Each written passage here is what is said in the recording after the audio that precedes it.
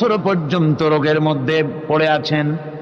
এত অসুখ করেছে, এত রোগ, শরীর পচে গিয়েছে, গায়ে পোকা ধরেছে, দুর্গন্ধ হয়ে গিয়েছে, বিবিরা চলে গিয়েছে, ছেলে মেয়ে পাড়ার লোকেরা দূর দূর করে তাড়িয়ে দিয়েছে।